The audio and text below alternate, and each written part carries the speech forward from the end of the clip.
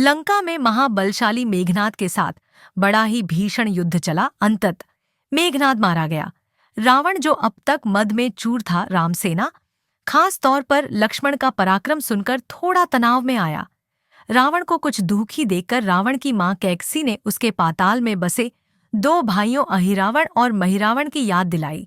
रावण को याद आया कि यह दोनों तो उसके बचपन के मित्र रहे हैं। लंका का राजा बनने के बाद उनकी सुध ही नहीं रही थी। रावण यह भली प्रकार जानता था कि अहिरावण व महिरावण तंत्र मंत्र के महापंडित, जादू टोने के धनी और मां कामाक्षी के परम भक्त हैं। रावण ने उन्हें बुलावा भेजा और कहा कि वह अपने छल बल कौशल से श्री राम व लक्ष्मण का सफाया कर दे। यह बात दूतों के जरिए विभीषण को पता लग गई। युद्ध में अहिरावण व महिरावण जैसे परम मायावी के शामिल होने से विभीषण चिंता में पड़ गए। विभीषण को लगा कि भगवान श्री राम और लक्ष्मण की सुरक्षा व्यवस्था और कड़ी करनी पड़ेगी। इसके लिए उन्हें सबसे बेहतर लगा कि इसका जिम्मा परम वीर हनुमान जी को, राम लक्ष्मण को सौंप कर दिया जाए। साथ ही वे अपने भी निगरानी में लगे थे। राम लक्ष्मण की कुटिया लंका में सुवेल पर्वत पर बनी थी। हनुमान जी ने भगवान श्री राम की कुटिया के चारों ओर एक सुरक्षा घेरा खींच दिया। कोई जादू टोना, तंत्र मंत्र का असर या मायावी राक्षस इसके भीतर नहीं घुस सकता था। अहिरावण और महिरावण श्री राम और लक्ष्मण को मारने उनकी कुटिया तक पहुंचे, पर इस सुरक्षा घेरे के आगे उनकी एक न चली, असफल रहे। ऐसे में उन्होंने एक चाल चली। महिरावण विभीषण का रूप धर के कुटिया में घुस गया। राम व लक्ष्मण पत्थर की सपाट शिलाओं पर गहरी नींद सो रहे थे। दोनों राक्षसों ने बिना आहट के शिला समेत दोनों भाइयों को उठा लिया और अपने निवास पाताल की ओर लेकर चल दिए। विभीषण लगातार सतर्क थे। उन्हें कुछ देर में ही पता चल गया कि कोई अनहोनी घट चुकी है। विभीषण को महिरावण पर शक था। उन्हें राम लक्ष्मण की जान की चिंता सताने लगी। विभीषण ने हनुमान जी को महिरावण के बारे में बताते हुए कहा कि वे उसका पीछा करें। लंका में अपने रूप में घूमना राम भक्त हनुमान के लिए ठीक न था, सो उन्होंने पक्षी का रूप धारण कर लिया और पक्षी का रूप में ही निकुंभला नगर पहुंच गए। निकुंभला नगरी में पक्षी रूप धरे हनुमान जी ने कबूतर और कबूतरी को आपस में बतियाते सुना। कबूतर कबूतरी से कह रहा था कि अब रावण की जीत पक्की है। अहिरावण व महिरावण राम लक्ष्मण को बलि चढ़ा देंगे। बस सारा युद्ध समाप्त। कबूतर की बातों से ही बजरंग बली को पता चला कि दोनों राक्षस राम लक्ष्मण को सोते में ही उठाकर कामाक्षी देवी को बलि चढ़ाने पाताल लोक ले गए हैं। हनुमान जी वायु वेग से रसातल की ओर बढ़े और तुरंत वहां पहुंचे। हनुमान जी को रसातल के प्रवेश द्वार पर एक अद्भुत पहरेदार मिला।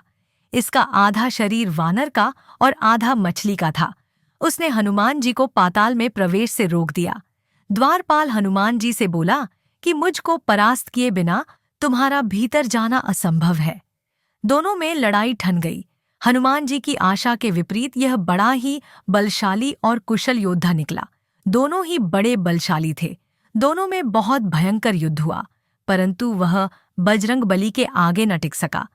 आखिरकार हनुमान जी ने उसे हरा तो दिया, पर उस द्वारपाल की प्रशंसा करने से नहीं रह सके।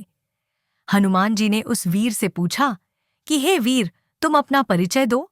तुम्हारा स्वरूप भी कुछ ऐसा है कि उससे कौतूहल हो रहा है। उस वीर ने उत्तर दिया, मैं हनुमान का पुत्र हूँ और एक मछली से पैदा हुआ हूँ। मेरा नाम है मकरध्वज। हनुमान जी ने यह सुना तो आश्चर्य में पड़ गए। वह वीर की बात सुनने लगे।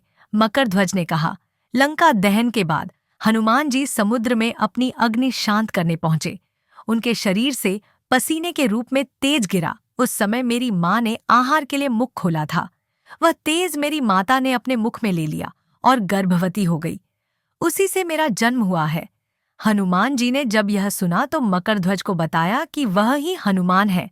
मकरध्वज ने हनुमान जी के चरण स्पर्श किए और हनुमान जी ने भी अपने बेटे को गले लगा लिया और वहां आने का पूरा कारण बताया। उन्होंने अपने पुत्र से कहा कि अपने पिता के स्वामी की रक्षा में सहायता करो। मकरध्वज ने हनुमान जी को बताया कि कुछ ही देर में राक्षस बलि के लिए आने वाले हैं। बेहतर होगा कि आप रूप बदलकर कामाक्षी के मंदिर में जाकर बैठ जाएं। उनको सारी पूजा झरोखे से करने को कहें। हनुमान जी ने पहले तो मधुमक्खी का वेश धरा और माँ कामाक्षी के मंदिर में घुस गए। हनुमान जी ने माँ कामाक्षी को नमस्कार कर सफलता की कामना की और फिर पूछा, हे माँ, क्या आप वास्तव में श्री राम जी और लक्ष्मण जी की बलि चाहती हैं? हनुमान जी के इस प्रश्न पर माँ कामाक्षी ने उत्तर दिया कि नहीं, मैं तो दुष्ट अहिरावण व महिरावण की बलि चाहती हूँ। यह दोनों मेरे भक्त तो हैं, पर अधर्मी और अत्याचारी भी हैं। आप अपने प्रयत्न करो, सफल रहोगे। मंदिर में 5 दीप जल रहे थे, अलग अलग दिशाओं और स्थान पर।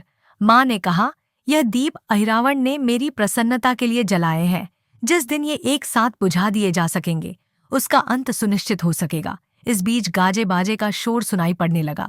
अहिरावण महिरावण बलि चढ़ाने के लिए आ रहे थे। हनुमान जी ने अब माँ कामाक्षी का रूप धरा। जब अहिरावण और महिरावण मंदिर में प्रवेश करने ही वाले थे कि हनुमान जी का महिला स्वर गूंजा।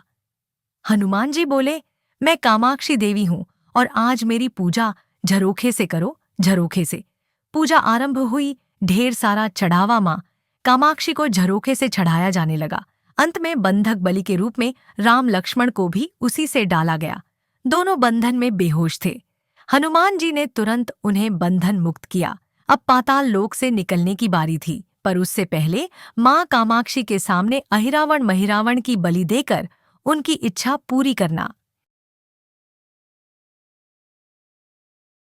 अब हनुमान जी ने मकरध्वज को कहा कि वह अचेत अवस्था में लेटे हुए भगवान राम और लक्ष्मण का खास ख्याल रखे और उसके साथ मिलकर दोनों राक्षसों के खिलाफ युद्ध छेड़ दिया।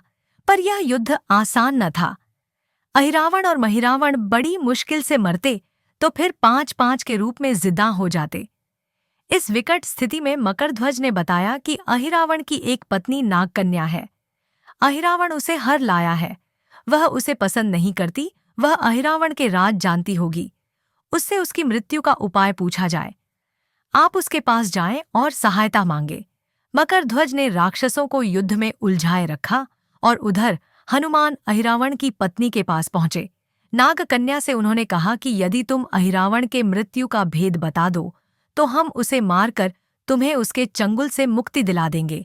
अहिरावण की पत्नी ने कहा, मेरा नाम चित्रसेना है। मैं भगवान विष्णु की भक्त हूँ।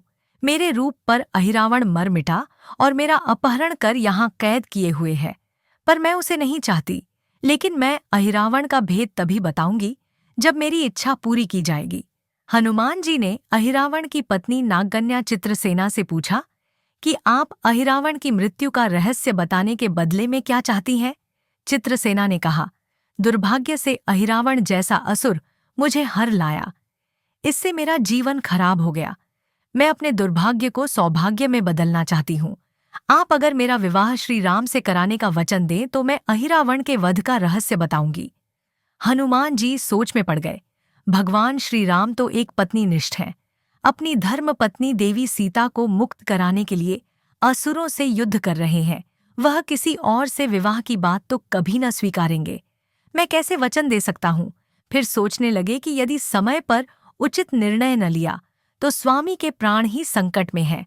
असमंजस की स्थिति में बेचैन हनुमान जी ने ऐसी राह निकाली कि सांप भी मर जाए और लाठी भी न टूटे। हनुमान जी बोले, तुम्हारी शर्त स्वीकार है, पर हमारी भी एक शर्त है। यह विवाह तभी होगा जब तुम्हारे साथ भगवान राम जिस पलंग पर आसीन होंगे वह सही सलामत रहना चाहिए। यदि वह टूटा तो इसे अपशकुन मांगकर वचन से पीछे हट जाऊंगा। जब महाकाय अहिरावण के बैठने से पलंग नहीं टूटता तो भला श्री राम के बैठने से कैसे टूटेगा? यह सोचकर चित्रसेना तैयार हो गई। चित्रसेना ने कहा, दोनों राक्षसों के बचपन की बात है। इन दोनों के कुछ शरारती राक्षस मित्रों ने कहीं से एक ब्राह्मणी को पकड़ लिया। मनोरंजन के लिए वे उसे ब्राह्मणी को बार बार कांटों से छेड़ रहे थे। ब्राह्मणी साधारण ब्राह्मणी न थी, वह भी बहुत मायावी थी, किंतु किसी कारणवश वह पकड़ में आ गई थी। ब्राह्मणी की पीड़ा सुनकर अहिरावण और महिरावण को दया आ गई और अपने मित्रों से लड़कर उसे छुड़ा दिया। मायावी ब्राह्मणी का पति भी अपनी पत्नी की पीड़ा सुनकर आया था। अपनी पत्नी की मुक्ति से प्रसन्न होकर उस भौरे ने वचन दिया था कि तुम्हारे उपकार का बदला हम सभी भ्रमर जाति मिलकर चुकाएंगे। ये भौरे अधिकतर उसके शयन कक्ष के पास रहते हैं। ये सब बड़ी भारी संख्या में हैं। दोनों राक्षसों को जब भी मारने का प्रयास हुआ है और ये मरने को हो जाते हैं, तब भ्रमर उनके मुख में एक बूंद अमृत का डाल देते हैं। उस अमृत के कारण ये दोनों राक्षस मरकर भी जिंदा हो जाते हैं। इनके कई कई रूप उसी अमृत के कारण हैं। इन्हें जितनी बार फिर से जीवन दिया गया, उनके उतने नए रूप बन गए हैं। इसीलिए आपको पहले इन भंवरों को मारना होगा। हनुमान जी रहस्य जानकर लौटे। मकरध्वज ने अहिरावण को युद्ध में उलझा रखा था, तो हनुमान जी ने भंवरों का खात्मा शुरू किया। वे आखिर हनुमान जी के सामने कहाँ तक टिकते? जब सारे भ्रमर खत्म हो गए और केवल एक बचा, तो वह हनुमान जी के चरणों में लौट गया। उसने हनुमान जी से प्राण रक्षा की याचना की। हनुमान जी पसीज गए। उन्होंने उसे क्षमा करते हुए एक काम सौंपा। हनुमान जी बोले, मैं तुम्हें प्राण दान देता हूं, पर इस शर्त पर कि तुम यहां से तुरंत चले जाओगे और अहिरावण की पत्नी के पलंग की पाटी में घुसकर जल्दी से जल्दी उसे पूरी तरह खोखला बना दोगे। भंवरा तत्काल चित्रसेना के पलंग की पाटी में घुसने के लिए प्रस्थान कर गया। इधर अहिरावण और महिरावण को अपने चमत्कार के लुप्त होने से बहुत अचरज हुआ, पर उन्होंने मायावी युद्ध जारी रखा। भ्रमरों को हनुमान जी ने समाप्त कर दिया।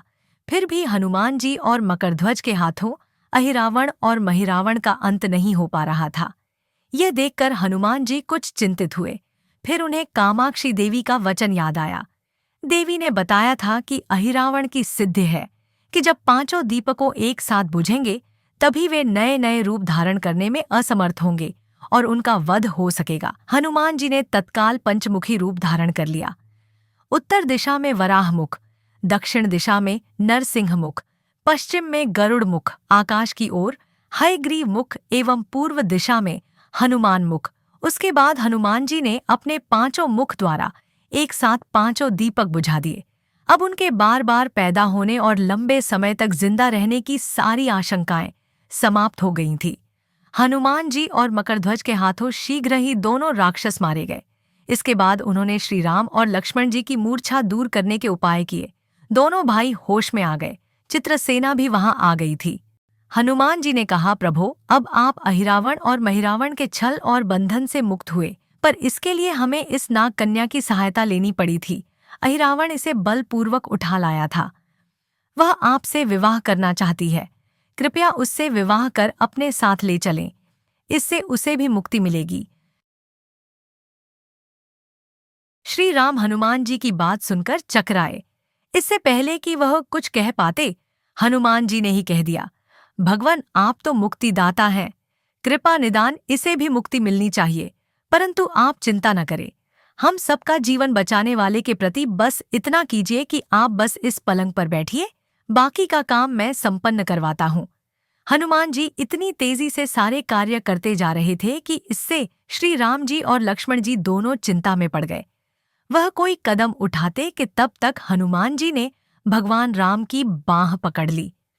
हनुमान जी ने भावावेश में प्रभु श्री राम की बाँह पकड़कर चित्रसेना के उस सजे धजे विशाल पलंग पर बिठा दिया।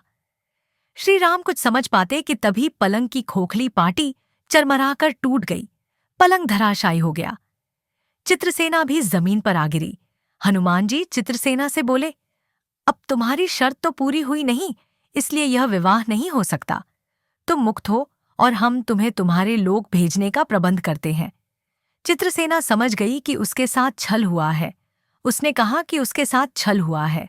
मर्यादा पुरुषोत्तम के सेवक उनके सामने किसी के साथ छल करे, यह तो बहुत अनुचित है। मैं हनुमान को श्राप दूंगी। चित्रसेना हनुमान जी को श्राप देने ही जा ही रही थी कि श्री राम का सम्मोहन भंग हुआ। वह इस पूरे नाटक को समझ गए। उन्होंने चित्रसेना को समझाया, मैंने एक पत्नी धर्म से बंधे होने का संकल्प लिया है, इसलिए हनुमान जी को यह करना पड़ा। उन्हें क्षमा कर दो। क्रुद्ध चित्रसेना तो उनसे विवाह की जिद पकड़े बैठी थी।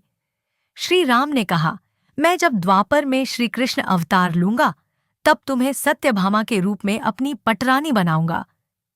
इससे वह मान गई। हनुमान जी ने चित्रसेना को उसके पिता के पास पहुंचा दिया। चित्रसेना को प्रभु ने अगले जन्म में पत्नी बनाने का वरदान दिया था। भगवान विष्णु की पत्नी बनने की चाह में उसने स्वयं को अग्नि में भस्म कर लिया। श्री राम और लक्ष्मण मकरध्वज और हनुमान जी सहित वापस लंका में सुवेल पर्वत पर लौट आए। निकला मित्र सवेरा घंटिया धन धन बाजी, सुना राम के गीत रामधन मन में साजी। यह प्रसंग स्कंद पुराण और आनंद रामायण के सारकांड की कथा से लिया गया है। जय हनुमान जी महाराज, जय श्री राम।